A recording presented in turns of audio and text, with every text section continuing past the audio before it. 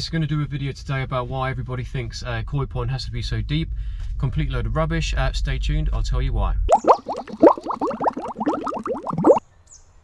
If you're new to the channel, our channel is all about helping people. So we're here to help you with your any pond questions or pond queries, pond problems you have. One of the main ones we get asked about quite a lot is how deep should a pond be?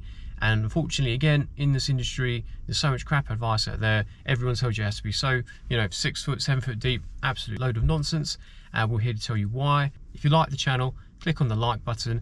Also, click notifications and then subscribe if you want to see some more. First, you think about this. The deeper the pond is, obviously, the more water there'll be.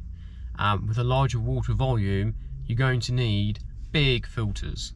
So big filters mean expensive. It's a lot of money, so just bear that in mind. So it's not just the volume side of things, it's someone that's actually going to physically have to dig that out, be it you or you pay someone to do it. It's going to cost quite a lot of money. It's also going to cost more money if you need to dig out more soil, because obviously you've got to take in consideration grabber lorries and how much they can take, and obviously their prices for that.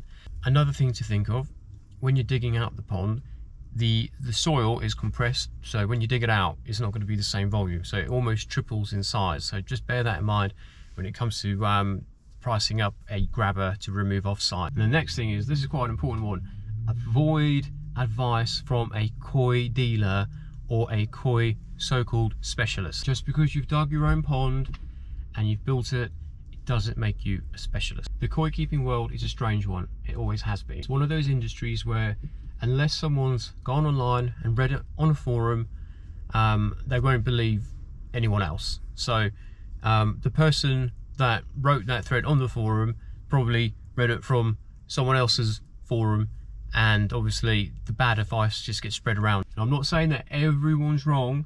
I know a lot of the koi people can be quite sensitive, and I don't want to upset anybody. I'm sure I'm going to get lots of comments from the koi people, but this video is mainly for people that haven't got a pond and they want to know how to do it, and also they're more than willing to listen to an actual professional to give them advice on what to do. So if you're just a koi ponder or whatever you call yourself, this video probably isn't going to be for you.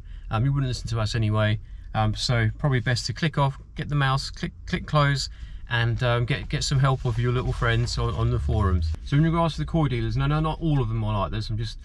I've worked there before, so I'm telling you that now, that it's such an easy sale to get someone to build a bigger pond, have a deeper pond especially, because like I said before, deeper the pond, the more water, bigger the filters are. So bigger the filters are, the more money goes into their bank. So just think of that, bear that in mind. Most of the things you get sold at these places, it's there for them to make money, and they're a business, so you can't blame them. But just bear in mind, a lot of stuff you need, or you think you need, you don't actually have to have that. And that's what this video is about. So most of the koi dealers are very, very good at convincing you that your koi are these precious little princesses. Koi are just carp.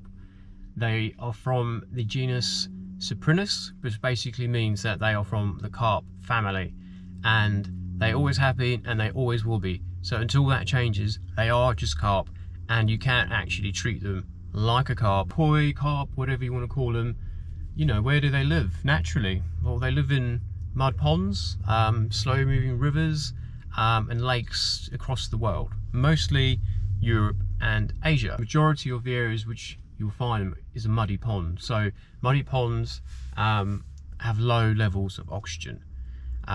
Generally speaking, the water quality in a muddy pond is pretty damn good, unless of course it's been polluted by humans. Generally speaking, where you find koi carp or you find a carp in Europe, Asia, or any other country in the world, probably will be in a muddy pond, and also in areas where the temperature will fluctuate massively. So they're not like a neon tetra or a discus or any sort of tropical fish. If you've ever kept tropical fish in a fish tank, then you'll know they're very, very sensitive. So they have to have like water temperatures within a few degrees, because if you don't have that, they'll die.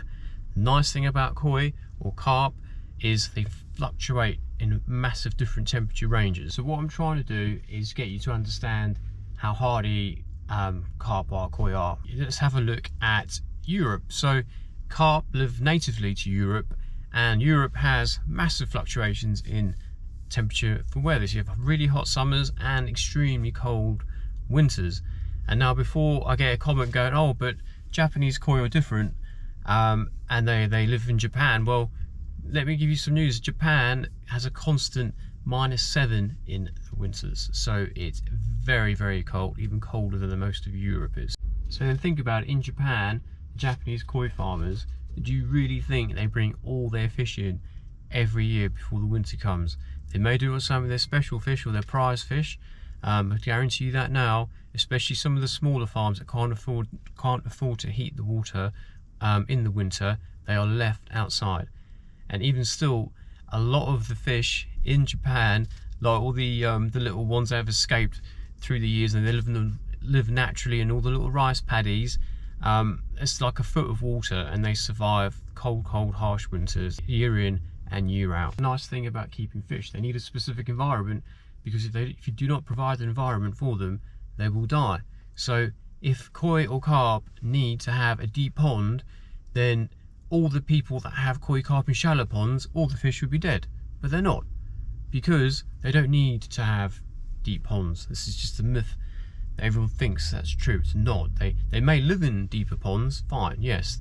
That doesn't mean that they have to have a deep pond.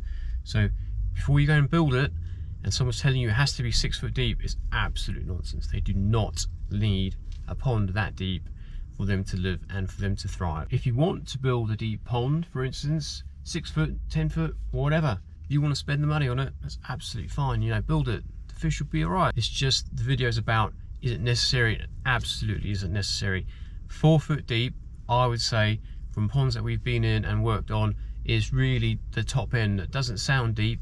4 foot's actually, it's pretty deep. Once you've dug it out and you're inside it, working in there, you realise actually how much water's in there. Still looks nice. I think aesthetics, 4 foot's actually quite a nice depth to look through. Even 2 or 3 foot still looks nice to look at. But the other problems that people have, or what they do, is they'll have, say, 4 foot in their head, and then they'll dig out the entire thing 4 foot deep, straight sides, straight down. So the trick, if you still want to have, say, a 4 foot deep pond, but you don't want to dig out as much, have shelves, have it staged so it goes down to a deeper 4 foot area. So to keep the cost down, think about this. So you've got a 15 foot by 10 foot pond, so it's a nice size pond, and you want it 4 foot deep. You dig it out, straight sides, 4 foot down the whole way across, 4,000 gallons, say, for instance. You're going to have a filter that will cater for a 4,000 gallon pond or more. So the expense of that filter already is going to be quite a lot. So think about it this way: you can still have your 15 foot by 10 foot pond. So you're looking at it from the top, it looks exactly the same size. It looks nice, but put some shelves in it. If you put shelves in all the way down to a nice deeper area, which is 4 foot deep, technically speaking, you've actually halved the amount of water that you need in that pond. So you need a 2,000 gallon filter, which is going to cost a hell of a lot less than filtering for 4,000 gallons. So think about that. Work smart, not hard, and you know, you'll save a lot of money in the long run. We've actually worked on many koi ponds. Some of them have been over 7 foot deep, and you have to get a ladder to get in there for a start, and you just think, when you're standing in there, oh my god, what a waste of money, time. You know, all block built. You know how many breeze blocks the poor people had to put in just to get this magical depth of water, which is just ridiculous. You don't need to have that much water in a pond, especially that deep, just to keep fish, especially carp. So isn't it funny? So think about this as well. So humans, we like having pets, don't we? So if you were to buy, say, for instance, a snake, so first thing you do, you go in, you buy a nice vivarium, you kit it out, you spend a lot of money, you get some nice plants, some stones, somewhere for it to hide, you get a little heat lamp or heat tray, whatever it is you want, and you keep it at a specific temperature because that's where it lives in the wild. A poor koi, you go into a koi shop to buy a koi, what do? You build this massive, like, fish cage with nothing in it.